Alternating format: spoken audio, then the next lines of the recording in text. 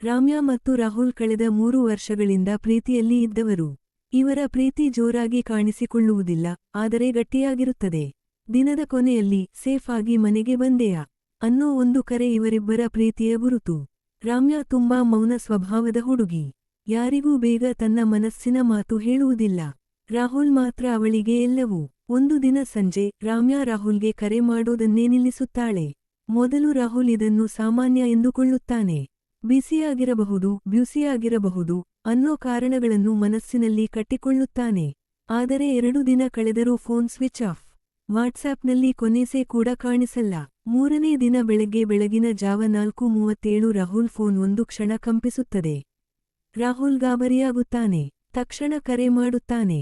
This number does not exist. ಆ ಕ್ಷಣದಿಂದಲೇ ರಾಹುಲ್ ಜೀವನದಲ್ಲಿ ಏನೋ ಮುರಿಯುತ್ತದೆ. ಹುಡುಕಾಟ ಆರಂಭ. ರಾಹುಲ್ ರಾಮ್ಯಾ ಮನೆಗೆ ಹೋಗುತ್ತಾನೆ. ಅವಳ ಪೋಷಕರು ಹೇಳುತ್ತಾರೆ, ನಮ್ಮ ಮಗಳು 2 ದಿನದಿಂದ ಮನೆಗೆ ಬಂದಿಲ್ಲ. ಪೊಲೀಸ್ ಸ್ಟೇಷನ್ಗೆ ಹೋಗುತ್ತಾರೆ. ಪೊಲೀಸ್ ಕ್ಯಾಶುಯಲಿ, ಇವತ್ತು ನಾಳೆ ಬಂದಾಳೆ ಸರ್. ಹುಡುಗಿಯರು ಅಂದ್ರೆ ಆ ಮಾತು ರಾಹುಲ್ಗೆ ಕತ್ತರಿ ಹಾಗೆ ತಗುಲುತ್ತದೆ.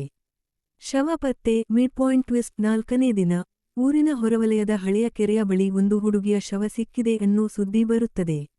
ರಾಹುಲ್ ಅಲ್ಲಿಗೆ ಓಡುತ್ತಾನೆ. ಶವವನ್ನು ನೋಡಿದ ಕ್ಷಣ ಅದು ರಾಮ್ಯಾ. ಮೊಬೈಲ್ ಇಲ್ಲ, ಯಾವುದೇ ಆತ್ಮಹತ್ಯೆ ಗುರುತುಗಳಿಲ್ಲ. ಪೊಲೀಸರು ಹೇಳುತ್ತಾರೆ, ಆಕ್ಸಿಡೆಂಟಲ್ ಡ್ರೌನಿಂಗ್ ಇರಬಹುದು. ಆದರೆ ರಾಹುಲ್ ನಂಬಲ್ಲ, ಏಕೆಂದರೆ ರಾಮ್ಯಾ ನೀರಿಗೆ ಹೆದರುವ ಹುಡುಗಿ. ರಹಸ್ಯದ ಹಾದಿ. ರಾಮ್ಯಾ ಡೈರಿಯನ್ನು ರಾಹುಲ್ಗೆ ಸಿಗುತ್ತದೆ. ಅದರ ಕೊನೆಯ ಪುಟದಲ್ಲಿ ಒಂದು ಸಾಲು, ನನಗೆ ಯಾರಿಂದೋ ಭಯ ಇದೆ. ಆದ್ರೆ ನಾನು ಸತ್ತರೆ ನನ್ನ ಸಾವನ್ನೇ ನಂಬಬೇಡ. ಈ ಸಾಲು ಕಥೆಯನ್ನು ತಿರುವು ತರುತ್ತದೆ. ರಾಹುಲ್ ಸ್ವತಃ ತನಿಖೆ ಶುರು ಮಾಡುತ್ತಾನೆ.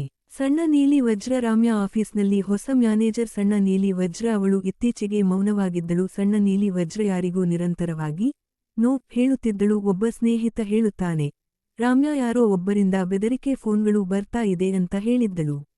ಮಿಸ್ಡ್ ಕಾಲ್ ಸತ್ಯ. ಮೊಬೈಲ್ ಟ್ರ್ಯಾಕಿಂಗ್ ಮೂಲಕ ಒಂದು ಶಾಕಿಂಗ್ ಟ್ರೂತ್ ಸಿಗುತ್ತದೆ. ಹಿಮ್ಮುಖ ಸೂಚ್ಯಂಕ ಬಲಕ್ಕೆ ಸೂಚಿಸುತ್ತದೆ. ರಾಮ್ಯಾ ಸತ್ತ ಸಮಯಕ್ಕಿಂತ ಮೊದಲು ರಾಹುಲ್ಗೆ ಮಿಸ್ಡ್ ಕಾಲ್ ಬಂದಿದೆ. ಅವಳು ಜೀವಂತವಾಗಿದ್ದಾಗಲೇ ಆ ಕರೆ ಹೋಗಿದೆ. ಅಂದರೆ ಆತ್ಮಹತ್ಯೆ ಅಲ್ಲ, ಅಪಘಾತ ಅಲ್ಲ, ಕೊಲೆ. ಕೊನೆಯ ದೃಶ್ಯದಲ್ಲಿ ರಾಹುಲ್ ಆ ಮ್ಯಾನೇಜರ್ನು ಕನ್ಫ್ರಂಟ್ ಮಾಡುತ್ತಾನೆ. ಅವನು ಒಪ್ಪಿಕೊಳ್ಳುತ್ತಾನೆ, ಅವಳು ನನ್ನ ಮಾತು ಕೇಳಲಿಲ್ಲ, ನಾನು ಕೇವಲ ಹೆದರಿಸಲು ಕರೆದಿದ್ದೆ. ಅವಳು ಕೆರೆಯ ಬಳಿ ಓಡಿ ಜಾರಿ ಬಿದ್ದಳು. ರಾಮ್ಯಾ ಸಾಯುವ ಮೊದಲು ಫೋನ್ ಕೈಗೆ ಸಿಕ್ಕ ಕ್ಷಣದಲ್ಲಿ ಅವಳು ಕೊನೆಯ ಬಾರಿ ರಾಹುಲ್ಗೆ ಕರೆ ಮಾಡಿದ್ದಳು. ಆದ್ರೆ ಸಿಗ್ನಲ್ ಹೋಗಿರಲಿಲ್ಲ. ಅದರಿಂದ ಮಿಸ್ಡ್ ಕಾಲ್ ಮಾತ್ರ ಹೋಗಿತ್ತು. ನಿನ್ನ ಮಿಸ್ಡ್ ಕಾಲ್ ನನಗೆ ನಿನ್ನ ಸಾವಿನ ಉತ್ತರ ಕೊಟ್ಟಿತು. ಆದ್ರೆ ನಿನ್ನನ್ನು ಉಳಿಸೋಕೆ ಆಗಲಿಲ್ಲ.